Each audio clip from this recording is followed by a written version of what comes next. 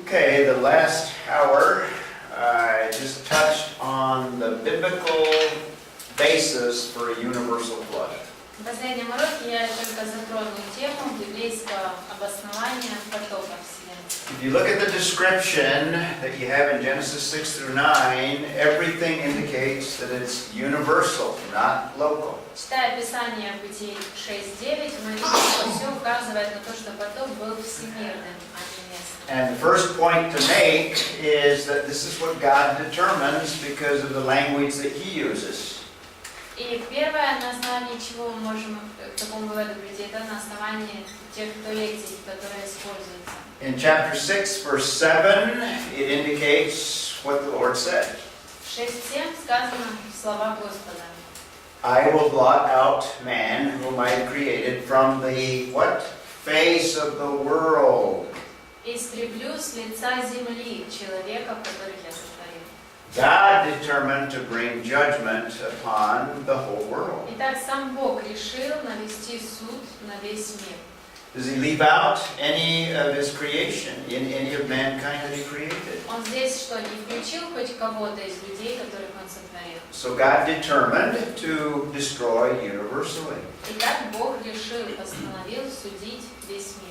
And in verse 17, He is the one that brings the judgment. И в 17 стихе сказано, что именно Он судит. He's bringing the flood on the earth. Он навел потоп на мир.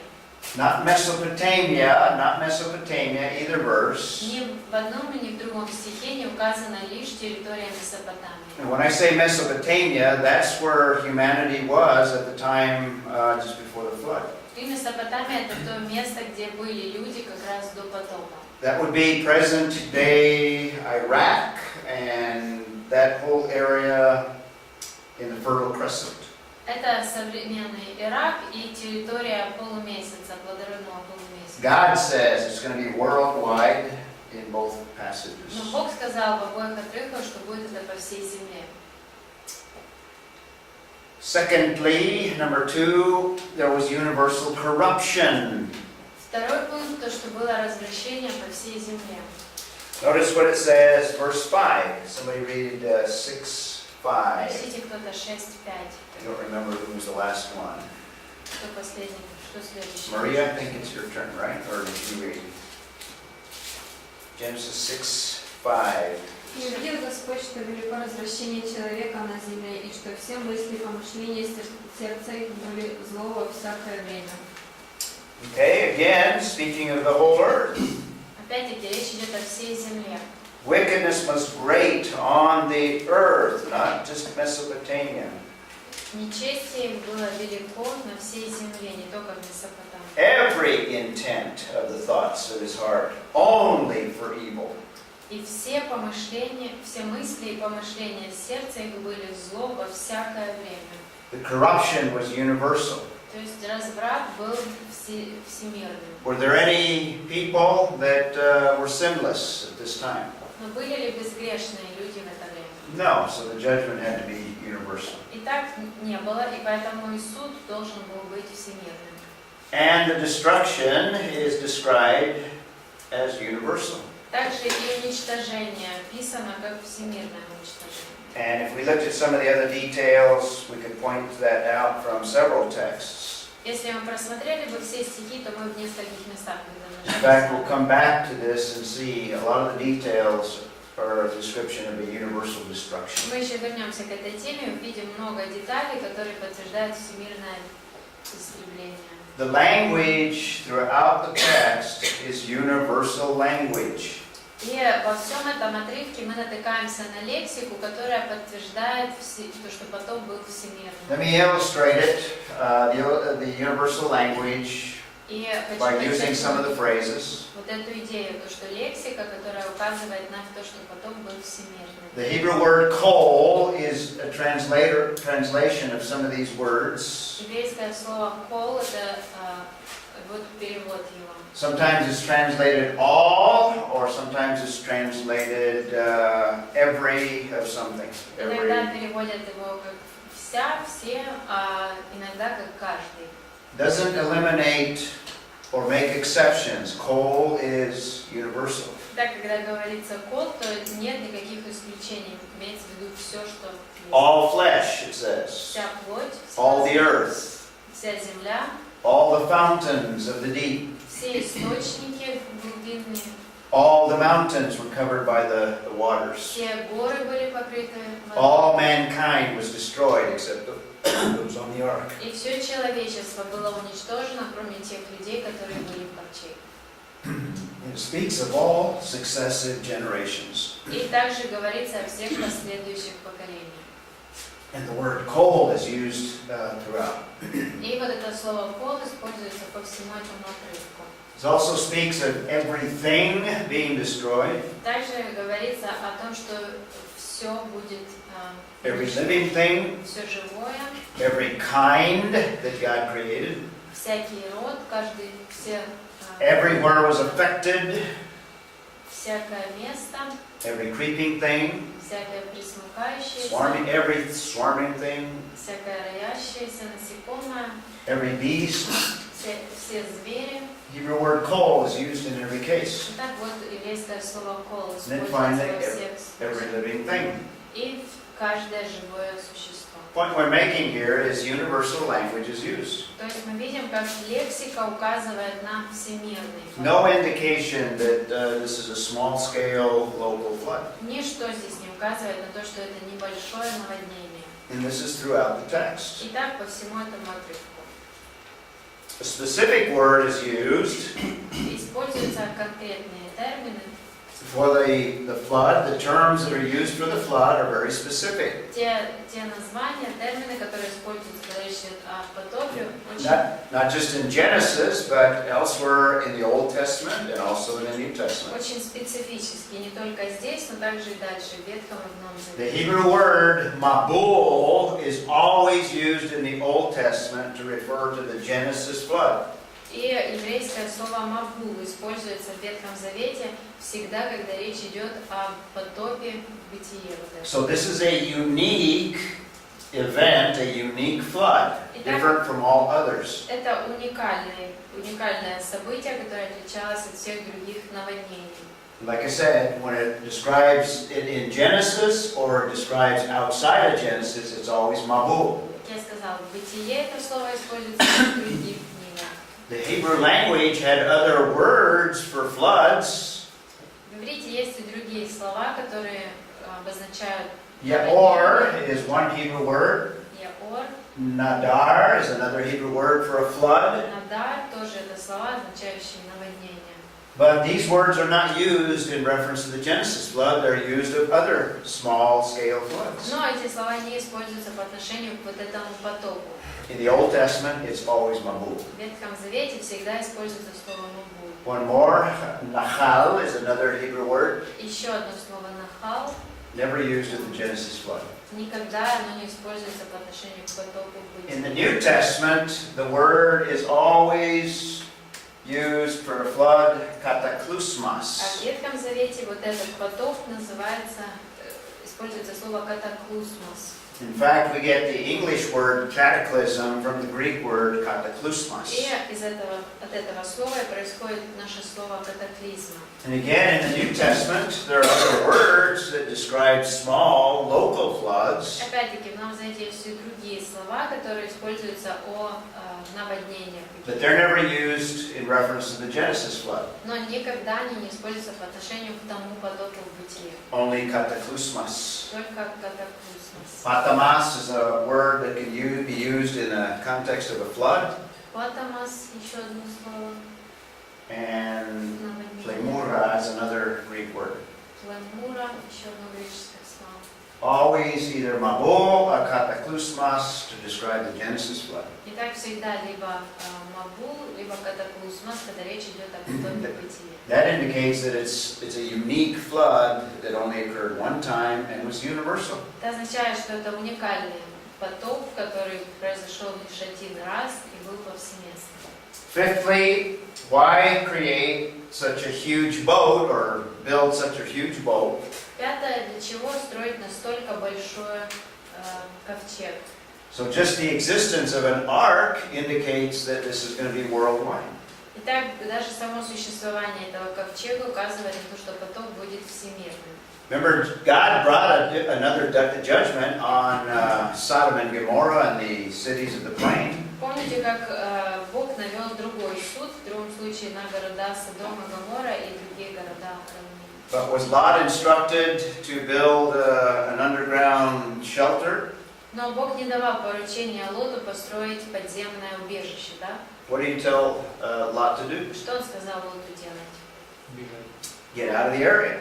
Уходить из этой местности. If the flood had been local, it would have been a lot easier just for God to say, take 2 of the animals and get out of Mesopotamia. Итак, если бы потоп был действительно обычным наводнением, Бог бы сказал, возьми животных и уходи из этой местности. Remember, Abraham first came from Mesopotamia, and then God told him to go down into the land of Canaan. Помните, Авраам, он родом вообще из Месопотамии, но затем Бог ему повелел отправляться в Ханаанскую землю. So Abraham walked outside of Mesopotamia. Итак, Авраам, он вышел из Месопотамии. God could have done the same thing with Noah, but he didn't. Точно так же Бог мог вывести и Ноя, но It took 100 years to build that structure, that ark, 100 лет ушло у него на строительство этого ковчега. because it was huge. It was very, very big. Потому что огромная была эта лодка. And there's just some statistics to give you an idea of the size of the ark. И вот статистические данные, чтобы вы могли представить, какой был In fact, the dimensions are specific in the text. И даже размеры конкретно указаны в нашем тексте. As I've already said, that's some of the details that indicates historicity, but it also gives us a sense of the size of the ark. Как я уже говорила, детали нам говорят об историчности события, но также и мы понимаем, какого размера был ковчег. It had 3 levels or 3 decks, Там было 3 палубы, and no boat of that size had ever been built until the 1800s. и только в 19 веке было построено судно подобного размера. Why invest so much energy if it's just a local flood? Итак, зачем столько энергии вкладывать в такое строение, если это лишь поместный какой-то наводнение? So just the existence of the ark indicates that it was universal. Итак, даже само существование вот этого ковчега уже указывает на то, что вселенский был. Sixth, we have a huge geological upheaval that's described. Также описано переворот геологический в тексте. Now, from the perspective that I'm describing, I'm going to give you a scenario of how the flood may have taken place and some evidence that's left behind. Я вам опишу мою точку зрения, как происходил потоп и какие и что осталось после него, к чему он That привел. indicates this catastrophic event. Как раз эти доказательства и указывают на вот это катастрофическое событие. Now, these are facts, what I'm going to present to you. И то, о чем я буду вам рассказывать, это все факты. This is a sketch of the Atlantic Ocean with the water taken out. Это набросок дна Атлантического океана.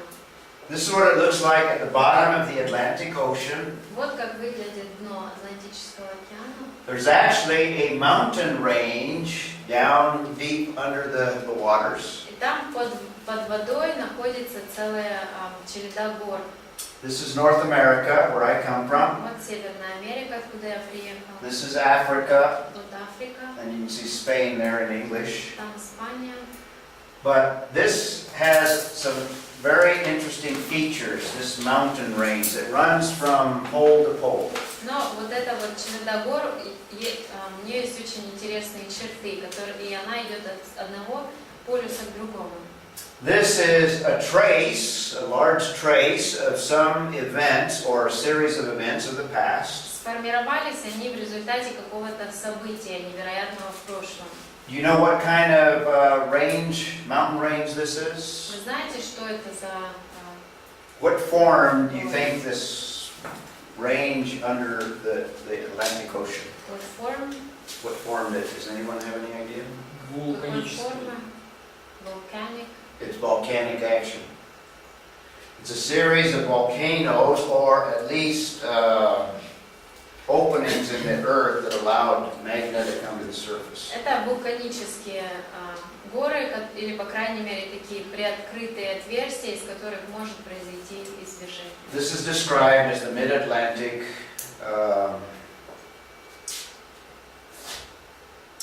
ridge. И называется это среднеатлантический хребет. So, what we believe is that the floodwaters split the continents. И мы считаем, что воды разделили континенты. This is evidence of that splitting and some of the phenomenon related. И вот доказательство вот этого разделения. And we have tectonic plates that separated. И произошел разрыв между тектоническими плитами. At a very rapid rate, rather than at a gradual rate as we see today. Довольно на большой скорости, это было быстрое событие, а не за долгие периоды времени. By the way, this is not my slide. I just retranslated it, but it's a slide of a geophysicist. Это не мой слайд, я просто его перевел. Who's an Геофизика одного expert in the science of geophysics. специалиста по геофизике. And what I'm presenting is basically his view. He's a born-again believer. Я представляю его взгляд. По сути, он возрожденный верующий. Believes in the inspiration and inerrancy of Scripture. И верит в богодухновенность и безошибочность Писания. This is what he believes took place during or before the flood, how God created it. Вот его мнение, как все происходило во время потопа. This is the ocean. Вот это океан. And at the ocean bottom, obviously you have these formations. И вот эти формирования на дне океана.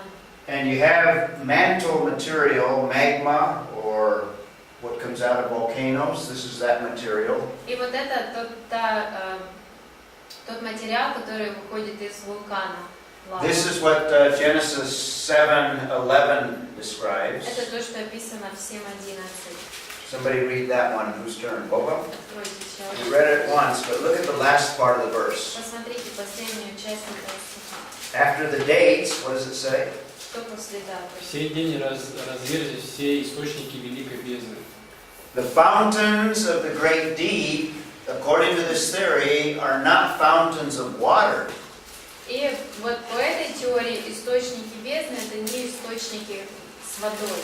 Fountains of magma coming to the surface or coming out of the bottom of the ocean. А источники магмы, лавы вот этой, которая выходила на дне океана. What happens when red hot lava comes into contact with water? А что происходит, когда горячая красная лава соприкасается с холодной водой? What's going to happen? Что будет? Steam. Lots of steam, lots of Много пара, evaporation, very rapid. много быстрого испарения. This is another slide of my friend that has this theory. Это еще один слайд вот этого друга моего. He believes that what God caused the fountains of the deep to basically come to the surface. This is the lava that comes to the surface. Итак, он считает, что Бог позволил, чтобы из этих источников бездны вышла лава. Hot rock coming in contact with water produces a lot of steam. И когда горячий камень соприкоснулся с холодной водой, из этого было пара много. That steam produces lots of clouds. Из-за этого пара образовалось много облаков. So when he talks about water from the fountains of the deep, it actually is this water coming in the form of steam. То есть, когда видится, что вода вышла из великой бездны, из этих источников, это пар, который выходил в результате соприкосновения. As a result of being in contact with red hot lava. В результате соприкосновения воды с горячей лавой. And that would create lots of rainwater. И в результате было много дождевой воды. Rain that would encompass the whole globe, the whole world. И это дождь, который прошел по всему миру. And we have evidence of that at the bottom of the Atlantic, where all of this would have taken place. И на дне Атлантического океана есть доказательства вот этого, что вот это могло произойти. You have a similar ring of fire in the Pacific as well. То есть такой The similar ring of fire. Ring of fire, they call it, a ring of fire. Также есть такой же круг огненный, как они так называют его, in the Pacific. Where there's volcanoes that are on the surface or in Где the есть Pacific.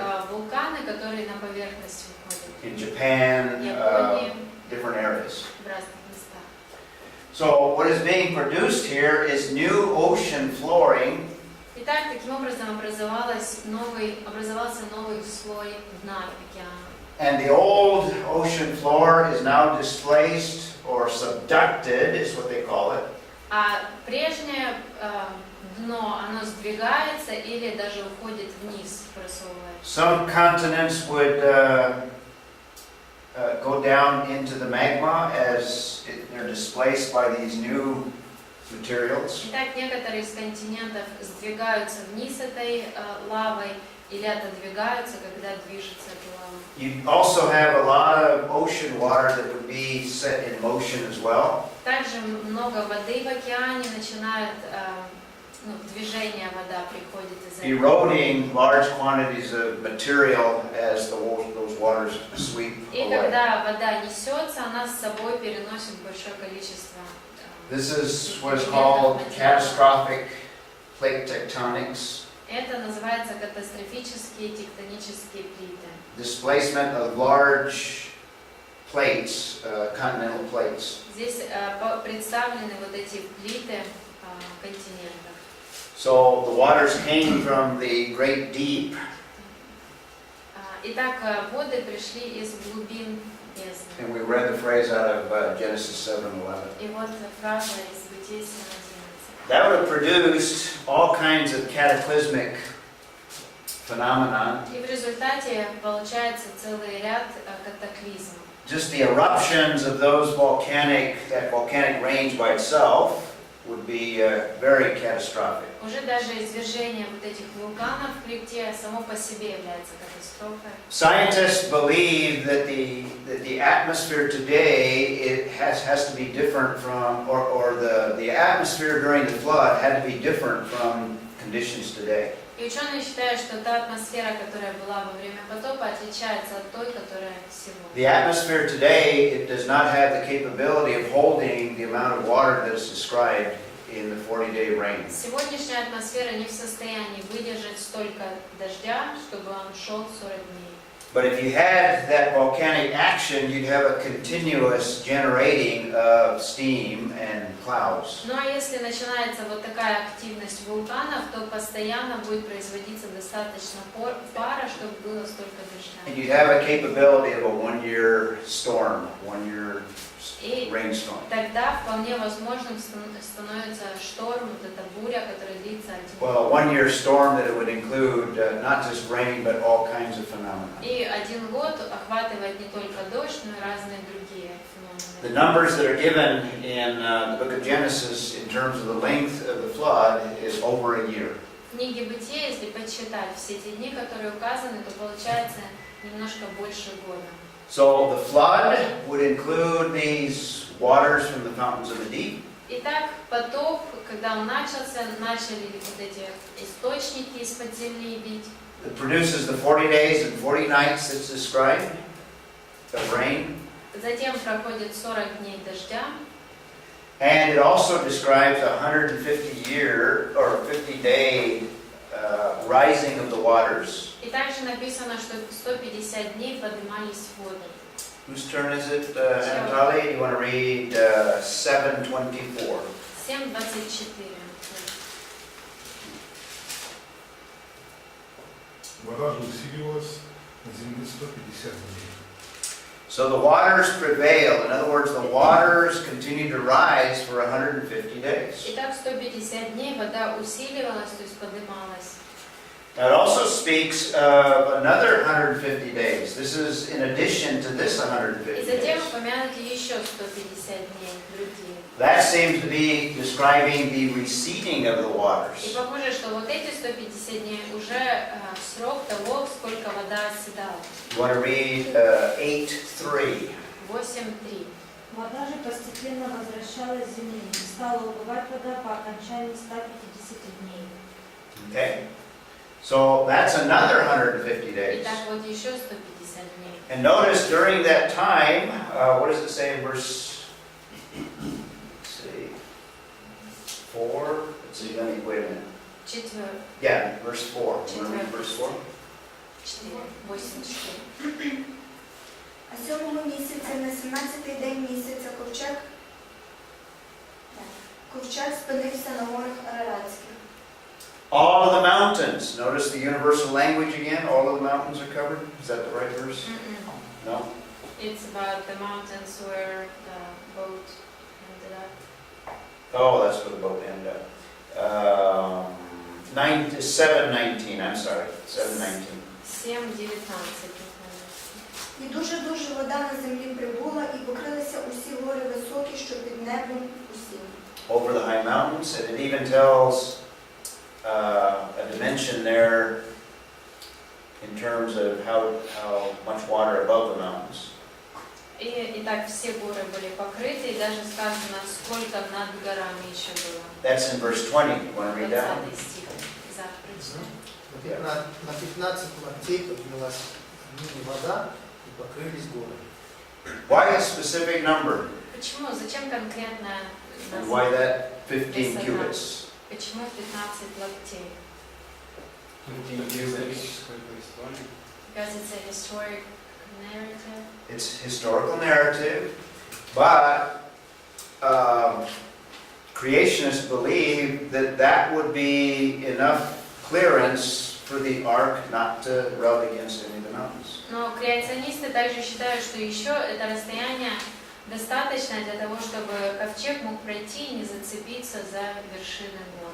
If you take all of the details, including the end date, you end up with a length of a flood event of 377 Так, days. учитывая все дни, количество, которые даты у нас даны, получается 377 дней.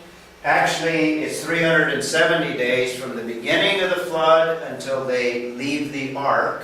370. 370 дней с начала потопа и до того момента, когда они выходят с ковчега. But if you look at the beginning of Genesis 7, it says that they entered the ark 7 days before the floodwaters came. Но в начале этого истории написано, что они зашли в ковчег и 7 дней до потопа еще были там. So Noah and his family were on the ark 377 days. Итак, 377 дней, но и с семьей был в ковчеге. How many floods have you ever heard of that exist for over a year? Итак, вы слышали о каких-нибудь наводнениях, которые бы длились больше года? Even the largest of floods that we experience in our time are only 2 or 3 days. Даже самые большие потопы, наводнения, которые бывают сегодня, они лишь 2-3 дня. The waters don't rise for 150 years and then recede for another 150. Воды у нас не усиливаются 150 дней, а потом еще 150 дней успокаиваются. This is a unique catastrophic event. Это уникальная катастрофа. Only one time has that ever occurred. И лишь один раз она Можно вопрос? Я не могу понять, вот если вся вода, которая была доступна для потопа, это та вода, которая уже была в океане, как вода смогла затопить весь мир выше гор? If all the water that was Good question. on the earth was the water that covered the whole earth, so how could it be a flood for the whole earth? This is the same water that was there before and it didn't cover the whole world. I think I understand his question. I don't understand your question. I don't understand the translation. I think what he's asking is that, sorry,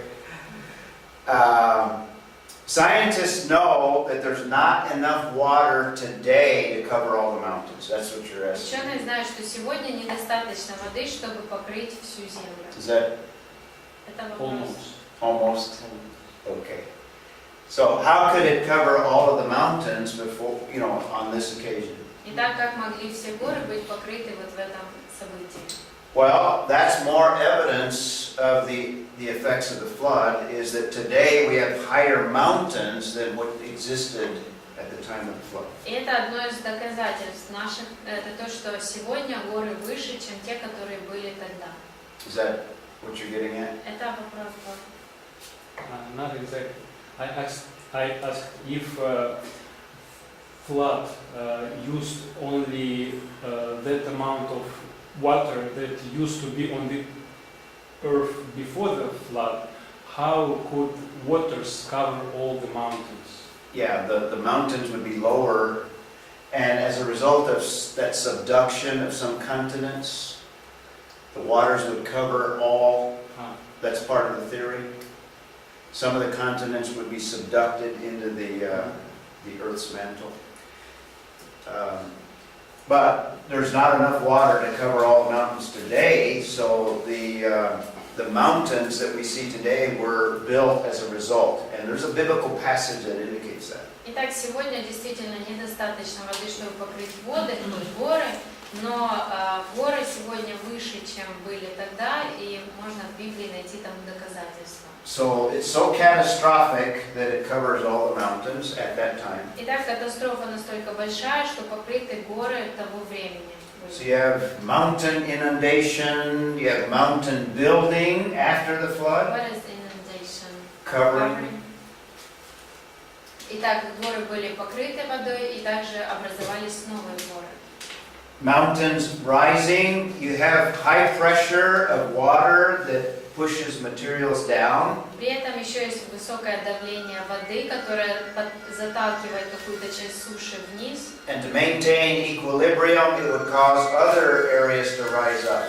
И в итоге для равенства в одном месте они проталкивают куски суши вглубь, а в других местах эта суша вылазит наоборот. You would have movements of continents. Происходит движение континентов. And in fact, there's some hints in even Genesis that you have cosmological or you have effects in space itself.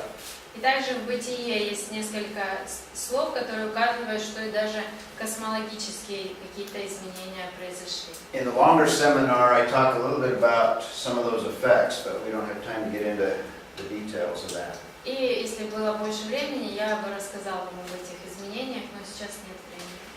So we have the continental movements on this slide as well, cosmological changes. Движение континентов, космологические изменения. Okay, so that's this upheaval, geological upheaval. Итак, вот этот геологический переворот. And here's another very important argument for a universal flood. И вот еще один аргумент в защиту библейского потопа. The Noahic covenant, where God promises never to bring a flood like that again. Это Ноев завет, когда Бог обещает больше никогда не повторять вот такой потоп. There's been lots of local floods all over the world, Было много уже местных каких-то наводнений по всему миру, but there's never been a universal flood. но никогда не было всемирного потопа. So if it was a local flood, then God did not keep the promise. Поэтому если тогда, в тот раз это было какое-то наводнение, то получается, Бог не сдержал свое слово. Obviously, that's unthinkable. Ну, конечно же, это So the Noahic covenant indicates that it's different from local floods. Итак, Ноев завет нам указывает на то, что это было что-то другое, не просто наводнение. Okay, we can complete this. Sorry Давайте about that. тогда завершим. Извините. Okay, we've looked at the historicity of the flood. Итак, мы разобрали историчность потопа. We just completed looking at what the flood narratives say, or Genesis 6 through 9. Мы также разобрали сам текст Бытия 6 по 9. Is there a description of the flood elsewhere besides the book of Genesis? Есть ли описание еще где-то, кроме книги Бытия? And the answer is yes. Да, есть. In fact, we have descriptions in the Psalms, for example. Например, в Псалмах описание есть. In fact, let's turn, I'm not sure if it's the same one in the Russian Bible, but in Psalm 104, В 103-м Псалме. let's read that passage. Давайте прочитаем. Psalm 104, begin and read verse 3. С 3 стиха, 103 псалом. Устанавливаешь над водами свое жилище, и за облаков делаешь себе колесницы, ходишь на конец ветра. Okay, verse 3, God is the one that basically is creator. Итак, 3 стих. Бог, по сути, Творец. He lays the beams of his upper chambers in the waters. Он устрояет над водами горние He's чертоги. sovereign over climatology. He makes the clouds his chariot. Итак, он суверенен над климатом, облака делает свои Let's колесницы. see, is that the right one? Yeah. Let's read verse 4, Maria. We'll get to it. 4. God's sovereign over his creation. Итак, Бог суверенен над своим творением. Ты творишь ангелами твоими духов, служителями твоими огонь пылающий. Okay. He uses climatology. They're his messengers. Итак, там его служители. Verse 5. What does he 5 do? стих. This is creation again. Опять What was- творение. Какой стих? Пятый. Psalm 104:5. Второе читание. Ты поставил землю на твердых основах, не поколеблется она во веки веков. Is that verse 5? Мгм. Okay. He establishes the earth. Verse 6. Now this is the flood. И 6 стих, вот здесь потом. Olga. Бездной, как одеянием, бездной, как одеянием покрыл бы ее на горах стоят воды. Okay, Olga, your voice changed. Голос поменялся. Okay. What does it say? Thou didst cover it. What is he referring to? Как одеяние. О чем он здесь говорит? Now he's using poetic language. Здесь есть лексика поэтическая. Talking about the earth covered like a blanket, like you'd cover a bed. You cover the entire bed with a blanket. Что он покрыл землю, как будто бы постель покрывает одеялом, он покрыл всю землю. And the waters are even standing above the mountains. И воды стоят на горах. That's the Genesis flood. Итак, вот потоп из бытия. And notice the effects of the flood in verse 7. А в 7 стихе посмотрите на результаты этого потопа. This is the passage that refers to mountain building. Это отрывок, который говорит о том, как выстроились новые горы. Natalia, do you want to do 7? 7 стих. Oh, wait a minute. Let's let Olga in her normal voice. От прещения твоего бегут они, а от гласа грома твоего быстро уходят. Okay, that's the receding. I'm sorry, that's the receding of the flood. Вот это уже когда потоп успокаивался, And then what happens in verse 8? а затем 8 стих. Виходить на гори та сходить в долини, на місце, що ти встановив був для неї. Okay, God's sovereign over the rising of the mountains and the sinking of the valleys. Итак, Бог суверенен над восходом гор и долин, и нисходом. The last part of the verse, И последняя часть стиха. this is wherever the places that God directed. И они образовались на тех местах, на которые Бог назначил им формироваться. And then after the flood, this speaks of no flood coming again. This kind of alludes to the Noahic covenant. И дальше говорится о том, что не было больше потопа, то есть это ссылка на Новый Завет. We have a little bit of a summary of Genesis 6 through 9 here. Итак, здесь своего рода подводится обзор Бытие 6:9. Verse 9 seems to imply the Noahic covenant. Похоже, что в 9 стихе подразумевается Новый Завет. Ты положил предел, которого не перейдут, и не возвратятся покрыть землю. Okay? In other words, God set boundaries and, in fact, established a stable creation. Итак, Бог установил пределы и сделал творение стабильным. Okay, this is one passage that also refers to the Genesis flood. Это тоже один из отрывков, который говорит о потопе. And there's others as well. И есть еще другие. And in the New Testament, we read the words of Christ in Matthew chapter 24. В Матфея 24 главе мы читали слова Христа. And we also looked at the words of 2 Peter 3. We looked at the creation verse, but there's also the flood that's referenced there. In fact, let's look at that one again. Давайте еще раз посмотрим 2 Петра 3. We want to do 2 Peter 3, and we want to look at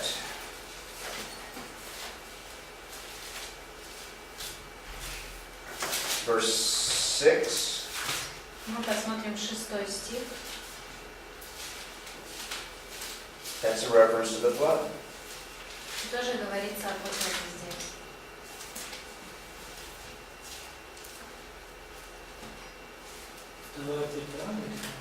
Да. 2 Peter 3, 6. А также то, что посредством воды был разрушен прежний мир, будучи затоплен. Okay? Did Peter believe in a local flood? Итак, Петр верил в местное наводнение. What's the answer? В ответ. Why? Почему? Why do you say no? Почему вы говорите нет? What do you see in the verse there? Что в стихе? Внешний мир. The world. Мир.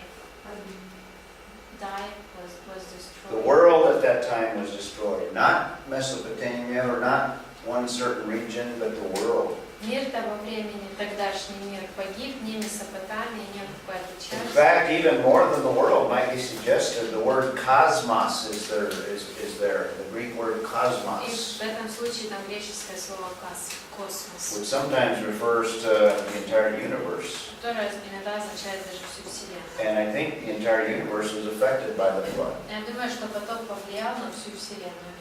Notice also the word for flood there, that's, if you have a Greek text, that's kataklysmos. И вот там на греческом как раз слово катаклysmos. So I think Peter believed in a universal flood. Так я думаю, что Петр верил, что потоп был всемирным.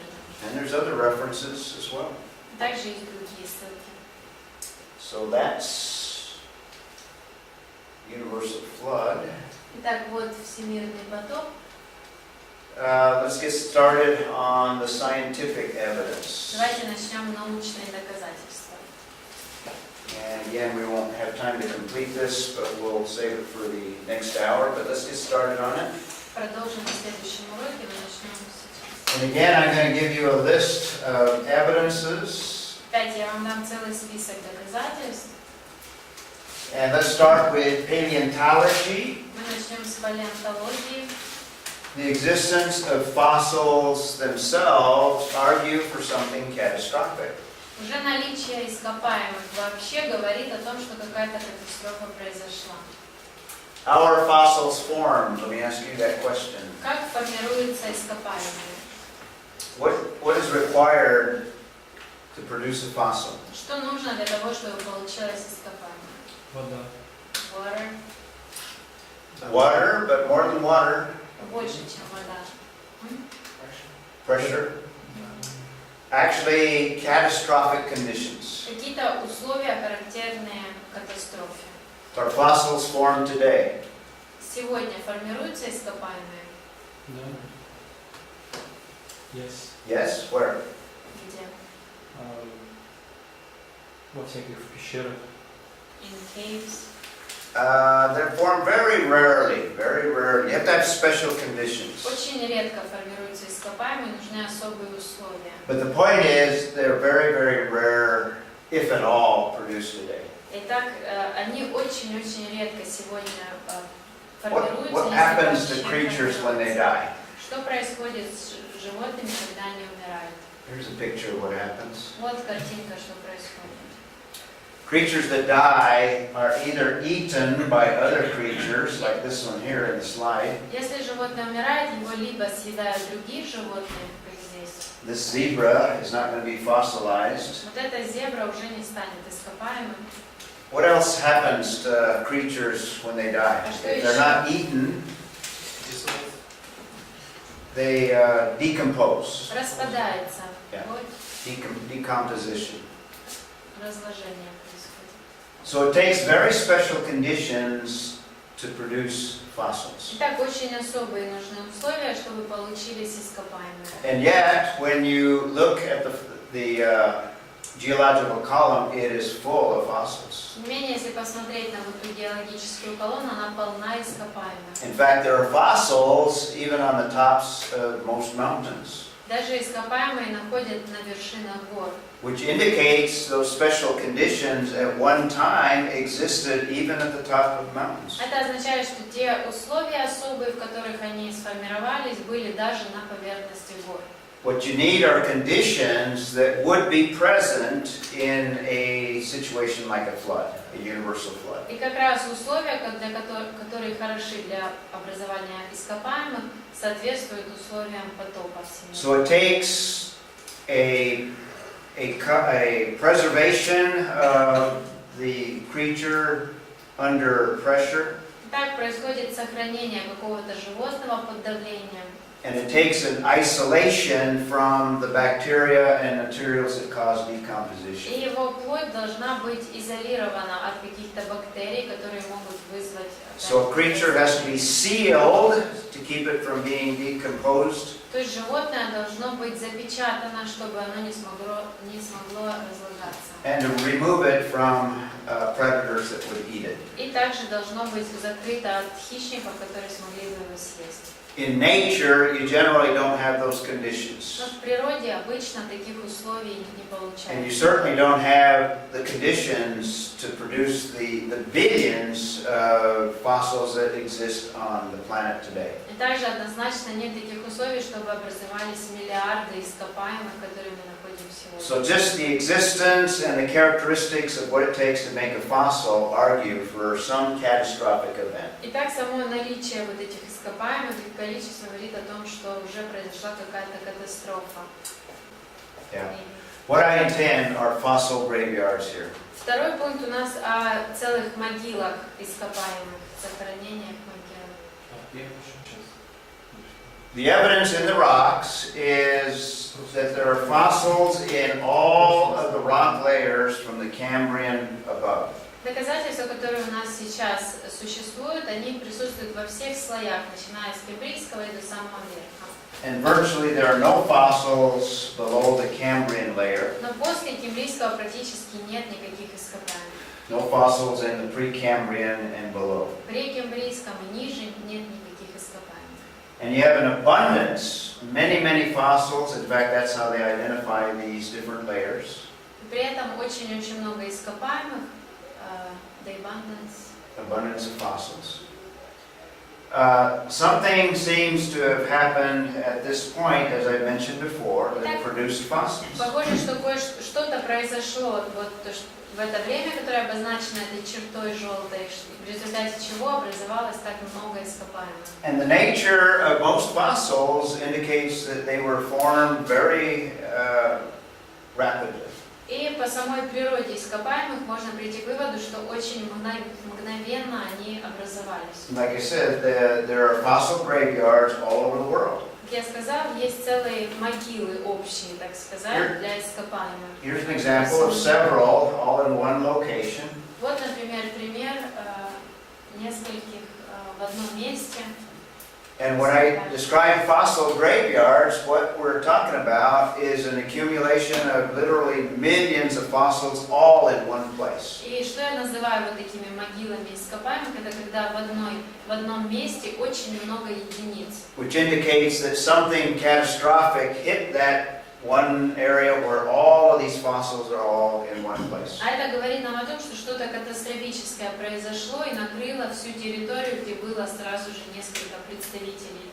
The longer seminar on science and the scriptures, I show different areas of the world where they exist. И когда у меня есть время больше рассказывать об этом, то я показываю еще слайды, где во всем мире найдены вот такие могилы. But basically there are fossil graveyards all over the world. Но по сути вот такие кладбища ископаемых по всему миру находят. And I've got examples of them all over the United States. У меня есть примеры их по Соединенных Штатах. In fact, I've got slides of a fossil graveyard where primarily dinosaurs have been fossilized. И также у меня есть изображения вот таких таких кладбищ, где динозавры превратились в ископаемые.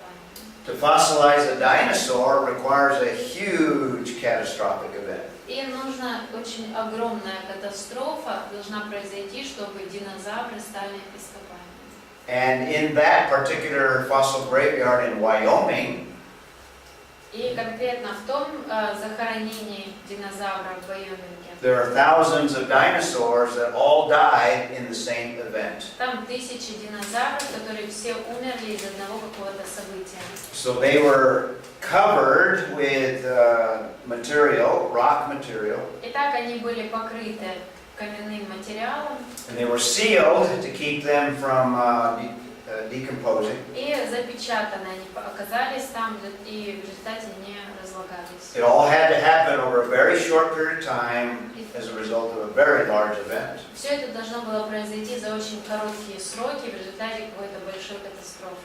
There are similar fossil graveyards in Siberia where there's hundreds of or thousands of mammoths, large animals. В Сибири есть тоже вот такие кладбища ископаемых мамонтов, это огромные животные. Along with all of the other animals that existed in that same environment. Вместе с другими животными, которые тоже существовали в той среде. That's what I mean by a fossil graveyard. It's not just an individual fossil, but an accumulation of many Вот fossils. что я имею в виду, когда говорю кладбище животных, то есть много, не просто одно какое-то. And these graveyards are all over the world. И по всему миру есть такие захоронения. Here's an example of a well-preserved fossil of a turtle. Вот хороший пример ископаемого, хорошего сохранившегося, это черепаха. Sudden and catastrophic burial. Внезапное катастрофическое захоронение. Let's save the next line of argument for after the break. We'll look at, pardon me? Есть ископаемые люди? Ну, человек. Are there fossils of men? Yes.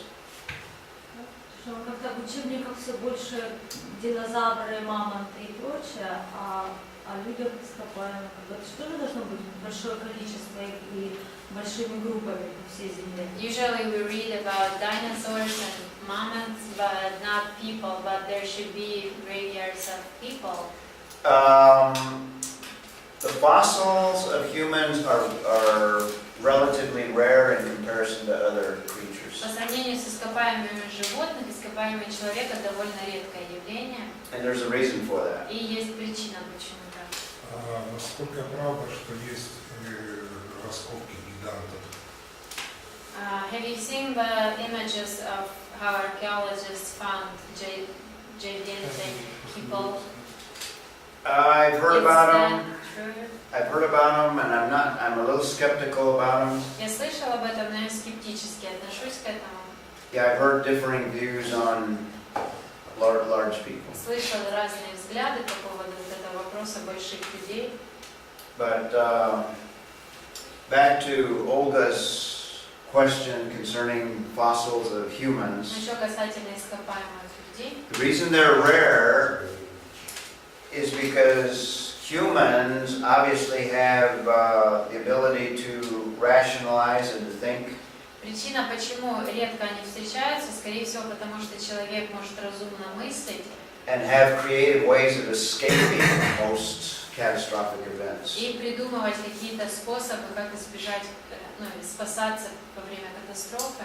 So most people would have escaped to the point where they were not inundated by lots of debris. Итак, большинство людей, наверное, смогли как-то спасаться еще какое-то время таким образом, что вот эти обломки, масса элементов земли, камней не покрыла их. So most of the humans would have died and decomposed rather than been fossilized. Итак, большая часть людей просто умерли, разложились, они были запечатаны как ископаемые. Let's take a break and we'll look at some powerful evidence of polystrate fossils. И давайте пойдем на перерыв, потом посмотрим доказательства полистратных